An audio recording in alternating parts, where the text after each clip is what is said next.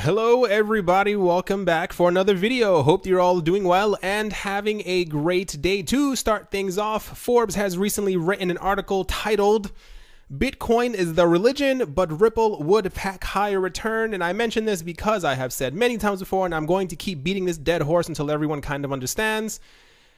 When they publish things like this, the reason, Forbes, Bloomberg, these other websites, these are catered or are for generally to people who have a large amount of wealth. And when they post articles like this, it is for a reason, is because they're trying to signal to other rich people that something is going on in the market and they should be paying attention. About 8 months ago, there was an article on Forbes, multiple articles actually, where they were boasting about the power of Bitcoin. How Bitcoin was superior, how Bitcoin was this, how Bitcoin was the new digital gold you needed to pay attention to. You needed to have about 5 to 10% of your portfolio in cryptocurrencies, and more specifically inside of Bitcoin, because of how great Bitcoin was going to be. They posted articles about XRP and Ethereum, and they shut down both of them, talking about any mixture of things you may have ever heard negatively about these cryptocurrencies. But now it appears they're now posting articles on Forbes and Bloomberg about the power of Ripple and Ethereum, and they're also talking about EOS now as well. These are just things to pay attention to. Inside the article, I'm not going to read the entire thing because it's kind of long. They pretty much go into the all-time highs of coins and where we were before, and how they are seeing on the charts that they believe that Ripple will be you'll get more of a return from holding on to Ripple than you will at Bitcoin as we move closer to the all-time highs that we had before. They go into great detail about the companies who they're linked up with, exactly who is using them, who will be using them. They make sure to say how they have a hold on different parts of the world. This is only going to increase as the middle class in China begins to grow. The frequency of payments is expected to rise, etc., etc., etc. We've had tons of news over the last couple, I want to say it's about a month and a half at this point, from Ripple and exactly who they're partnering with. And they said they're going to be a bit more hush-hush until they accumulate more partners. So it all kind of makes sense as we get closer to the regulation period that the people who are most invested in Ripple would start talking about it more on these websites. Everything is coordinated, at least I believe so. So that's not me. How do I say this? Anything I say on this channel is not me telling you to pick up a certain coin, but please make sure to do your own research, because there's something happening. And when you see articles like this over and over where they're pretty much telling you to own Ripple because you get a higher return, they're doing it for a reason. All right, continuing on today. Daniel Masters, who previously led JP Morgan's global energy trading desk, says cryptocurrencies are fueling a financial revolution. Masters is now chairman of digital investment bank CoinShares and chief investment officer at Global Advisors. And he explained in an interview with Bloomberg how distributed ledger technology is doing for the democratization of peer-to-peer transactions what the internet did for the democratization of news.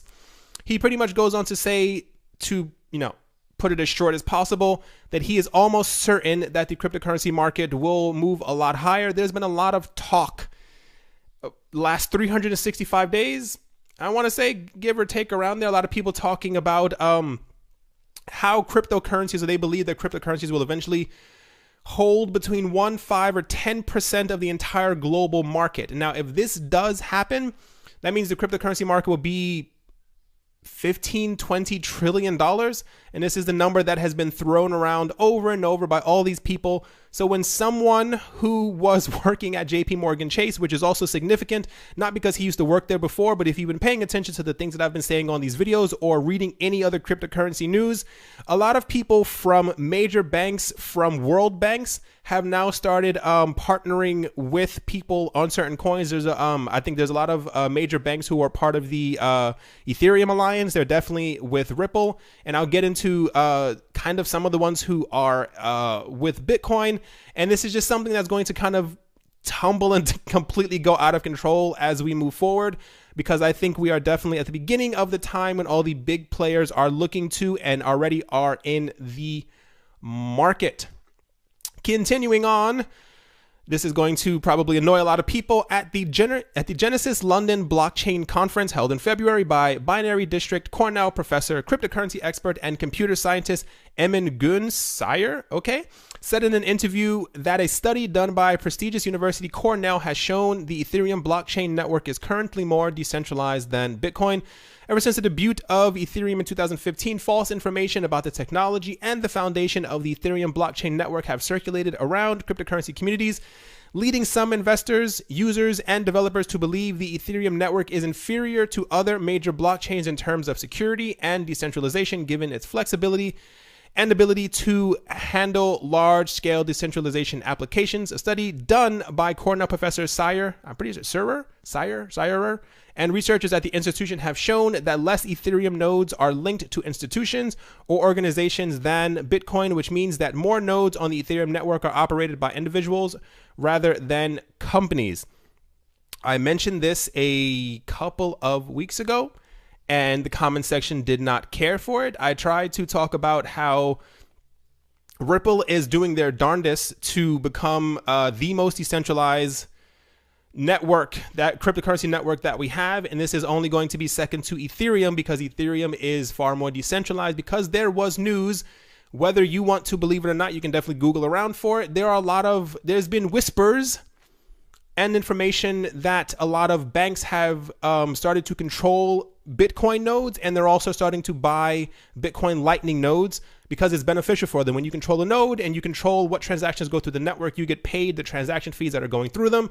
And in order to control a Bitcoin Lightning node, you have to preload it with funds. And typically, if you want more people to go through your node, you have to be able to pre-fund it with, 10, 20, 30,000 Bitcoin, and normal people do not have this amount of money. So it's interesting that we're moving towards this space. A year ago, you would have never heard anything negative about Bitcoin. I'm not sure if it's because of the more people getting into altcoins or trying to figure out which altcoins to kind of get to, because a lot of people obviously are going to coins that are not valued as high as Bitcoin at the moment to get a higher return, because it's more likely that a coin that's $1 will go to $10 as opposed to Bitcoin going from 9,000 to 90,000. So this is just how things are. But there's a lot of talk about this actually happening right now, and exactly which blockchain or chain or coin is the most decentralized. So I assume this discussion is not going to end anytime soon. Even if we have like mathematical data, it's just going to probably exist for a couple more years. Last up, when we had the rally at the end of last year, we realized or kind of figured out that South Korea was one of the main catalysts for this rise. It's because they had a major premium on their coins for some reason. Despite how the network or cryptocurrencies work, for some reason there's the amount of coins that are flowing around in South Korea is very tight, is very constrained, even though you would assume that they just be able to go to another exchange. For some reason, a lot of people tend to only use exchanges that are in their country, and this could be because should something happen to the exchange, should something happen to your money, you probably, you want a place to be able to go knock on their door and say, hey, you have my money, where's my money, etc., whatever the case might be. But around last year, when Bitcoin was around, I believe, $5,000, it was floating around 7,000. When Bitcoin was 10,000, it was floating around 13,000. And then the amount of percentage that they were taking up in the market and all the market activity was around like 50, almost 60% last year, and it was all in South Korea. And this is why I believe their prime minister or their president came forward and said that he thought the hype around cryptocurrencies had to stop, and this was the beginning of when the market started to fall.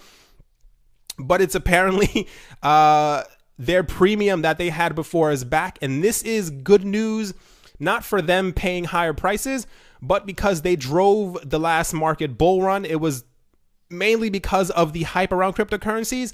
And it's also because we found out that South Korea, China, and Japan are major investors outside of their, how do I say this? They're more inclined to do non-traditional investments than other countries are, or other continents, whatever the case might be.